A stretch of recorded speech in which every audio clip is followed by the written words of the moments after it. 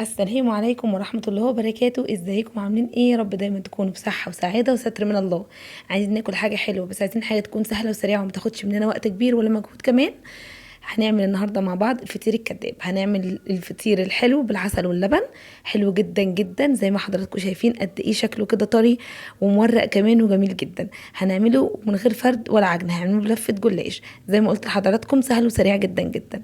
شايفين قد ايه طري وبيتقطع معايا بمنتهى السهوله، وكمان شارب من العسل واللبن. بجد طعمه خطير جدا يا جماعه، مش هتفرقوه عن اي فطير حلو بنشتريه من بره. يلا بقى بينا نسمي الله ونبتدي الفيديو بتاعنا. بس يا ريت ما تنسوش لايك وشير للفيديو لو عجبكم.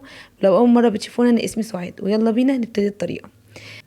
انا هنا هستخدم حوالي 4 أو 5 معالق كده كبار من السمنه، طبعا السمنه اللي موجوده عند حضرتك مفيش اي مشكله. وهستخدم لفه من الجلاش، دي كانت لفه موجوده عندي في الفريزر. هاتوا يا جماعه الجلاش وفرزوه، بجد بينفع في اوقات زنقه كتير قوي. هنا اخدت حوالي 3 ورقات من الجلاش فوق بعض. ده لو حضرتك عايزه الفطيره تكون كده سميكه ومرقه من جوه. لو حباها تكون رقيقه فتقدري تستخدمي ورقتين بس. حطيت بقى 3 ورقات من الجلاش، بس هدهن اول ورقه من فوق بس، مش هدهن الورقتين اللي من تحت. بس يا جماعه نراعي ان احنا ما دام ندهن ورقه واحده من فوق يبقى ندهنها دهنه كده كويسه، عشان الجلاش يطلع حلو معايا من جوه مش مجلد. هنتني بقى كده من فوق ومن تحت، وكل تانية يا جماعه هنتنيها هندهنها برضو من السمنه بنفس الطريقه كده. طبعا حضرتك تقدري تطبقيه بالطريقه اللي تعجبك، مش مقيده يعني بالطريقه اللي انا بعملها دي خالص. هاتني بقى من الجوانب زي ما حضراتكم شفتوا كده، تنيت الجنبين قفلتهم كده على بعض، وبرضو هدهنهم من السمنه. ودلوقتي هقفلهم على بعض كده يبقوا شكلهم زي المربع، وهدهن برضو الوشين بتوعها.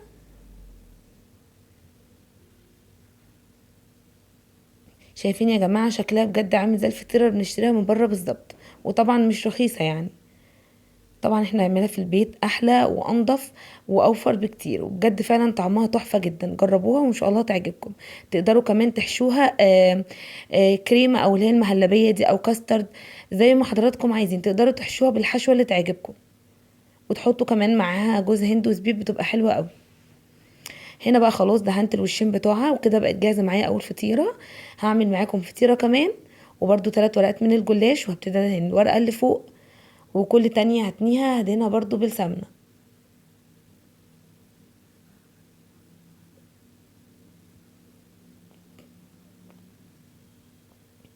انا هعمل بس معاكم الفطيره دي وهكمل بقيه الكميه كلها، وارجع لكم تاني عشان ما اطولش الفيديو على حضراتكم.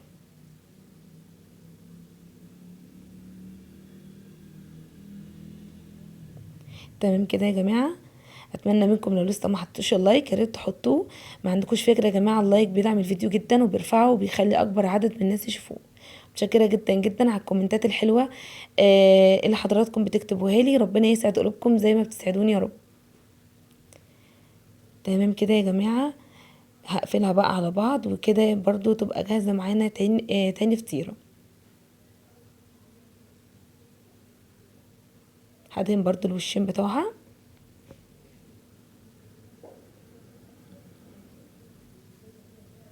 وهكمل بقى بقية الفطاير وارجع لحضراتكم عشان نعمل الخطوة التانية وهي التسوية.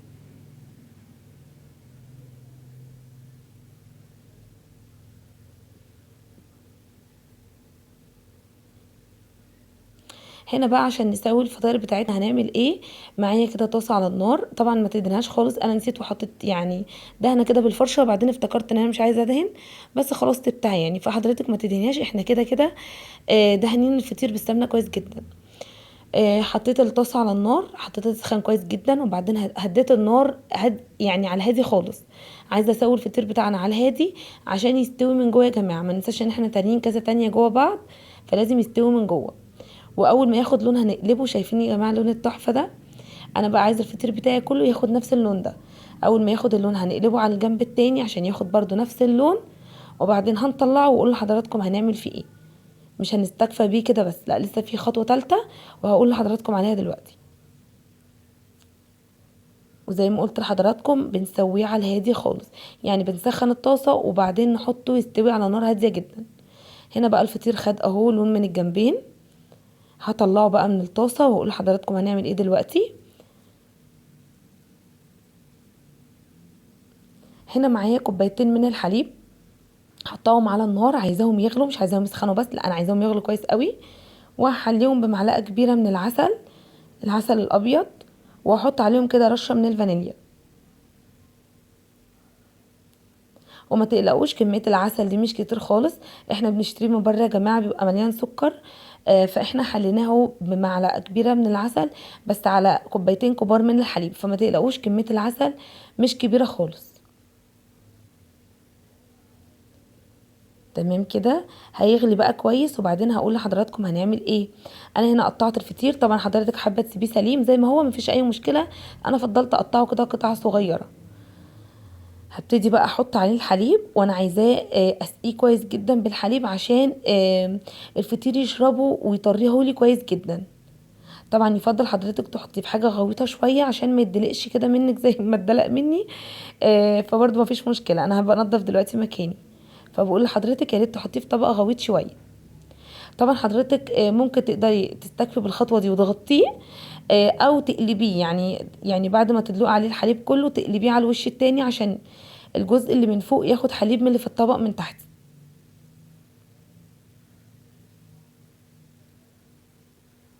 هنا بقى حطيت الحليب كله زي ما حضراتكم شايفين، انا كنت قلبته، فطبعا اكيد واضح قد ايه هو بقى طري وتشرب الحليب كويس جدا. هحط بقى معلقه من العسل كده من فوق، وبتديله طعم تحفه جدا. لو حضرتك حابه تستغني عن معلقه العسل دي استغني عنها، بس بجد بتدي طعم تحفه. ممكن حضرتك ترشي رشه من السكر البودر من فوق برضه يبقى حلو قوي. تقدري تحطي جوز هند وزبيب من فوق برضه هيبقى تحفه جدا. وطبعا الفطير ده تقدروا تحشوه من جوه، وحضراتكم قبل ما تقفلوه تحشوه من جوه كريمه او مهلبيه، او تحشوه كاسترد وتحطوا معاها جوز هند وزبيب، هتبقى تحفه جدا. شايفين بقى قد ايه طري ومورق وشارب من الحليب كويس جدا جدا. بجد يا جماعه تحفه، بجد يستاهل لايك حلو. اتمنى منكم ان انتوا تجربوه، والله هيعجبكم جدا جدا، مش كلام وخلاص، انا مش بقول اي حاجه غير لما اكون مجرباها ومتاكده من نتيجتها وان هي هتعجبكم. اتمنى منكم لو لسه ما حطيتوش اللايك يا ريت تحطوه، ولو لسه ما اشتركتوش يا ريت تشتركوا في القناه. ربنا يقدرني واعمل لكم كل جديد، وصفات متجربه وان شاء الله تعجبكم. والسلام عليكم ورحمه الله وبركاته.